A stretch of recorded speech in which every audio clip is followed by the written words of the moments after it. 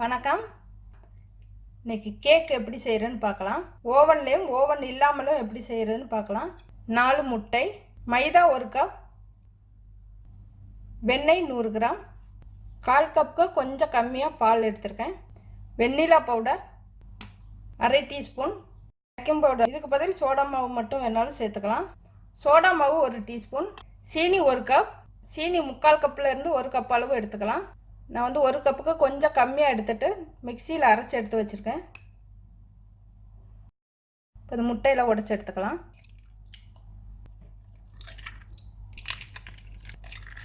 மாவு வந்து சளிச்சு எடுத்துக்கணும். இதிலே சோடா மாவும் வெண்ணிலா பவுடரும் சேர்த்துட்றேன். வெண்ணிலா பவுடர், சோடா மாவு,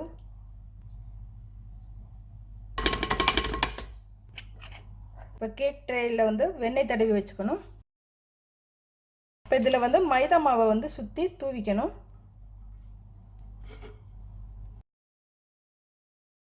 வந்து ஓவனில் வைக்கிறதுக்காக, இது வந்து ஓவன் இல்லாமல் செய்கிறதுக்கு கொஞ்சமாக வெண்ணெய் தடவிக்கிறேன். முட்டையை வந்து விஸ்க் வச்சு நல்லா அடித்து கலக்கி எடுத்துக்கணும். ஒரு 5 நிமிஷம் இதை வந்து அடித்து விடணும். முட்டை வந்து எவ்வளோக்கு எவ்வளோ நல்லா அடித்து எடுக்கிறோமோ அந்த அளவு கேக் வந்து நல்லா பஞ்சு மாதிரி வரும். மாவு சேர்த்ததுக்கப்புறம் ரொம்ப நேரம் கிளறக்கூடாது.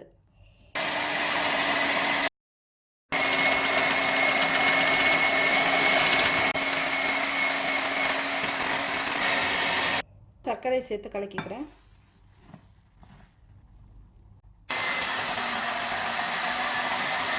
வெண்ணெய் சேர்த்து கலர்றேன்.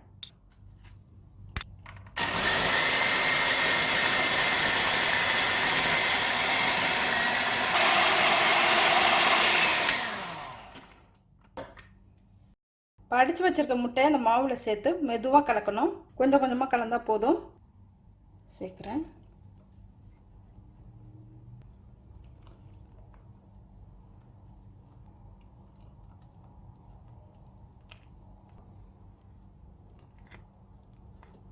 கொஞ்சமாக எடுத்து வச்சுருக்க பால்,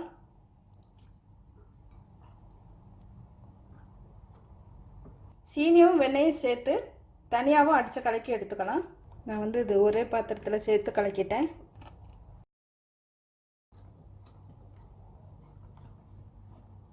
மெதுவாக கலரணும், ரொம்ப நேரம் கலர வேண்டாம். இப்படியே ஒரு 2 நிமிஷம் வைக்கலாம். இதில் கொஞ்சமும் பாத்திரத்தில் கொஞ்சமும் சேர்க்க போகிறேன்.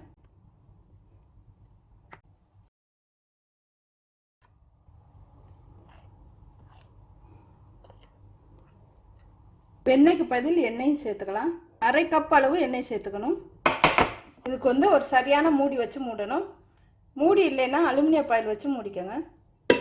இப்போ வந்து ஒரு பழைய தோசைக்கல் ஒன்று வச்சுருக்கேன். இது வந்து சூடு பண்ணிக்கணும்.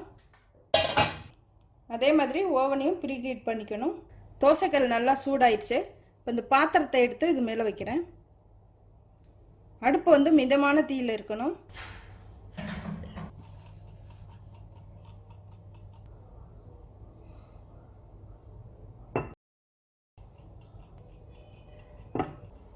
ஒரு 1/2 மணி நேரம் ஆயிடுச்சு. வெந்துருச்சான்னு பார்க்கலாம். நல்லா வெந்துருச்சு, எடுத்துடலாம். அடுப்பு ஆஃப் பண்ணிடுறேன். கொஞ்ச நேரம் ஆறுனதும் அதுவாகவே எடுபட்டுரும் சுற்றி. இப்போவே ஒரு அளவு எடுத்துக்கிட்டு வந்திருக்கு. சூடு ஆறுனதும் எடுத்துக்கலாம். இந்த பகுதியில் வேகாமல் இருக்குது. இது வேற ஒரு பாத்திரத்தில் கவுத்தி எடுத்துக்கிறேன். சூப்பராக வந்திருக்கு.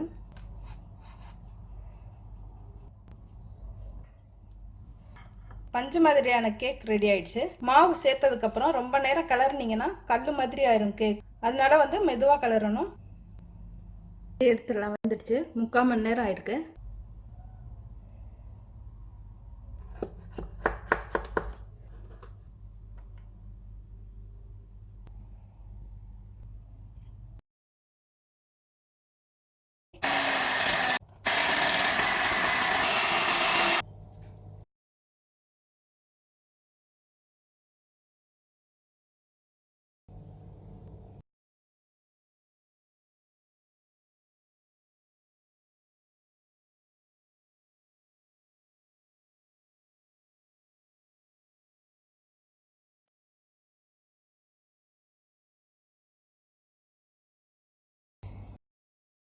கேக் வந்து பஞ்சு மாதிரி வந்திருக்கு.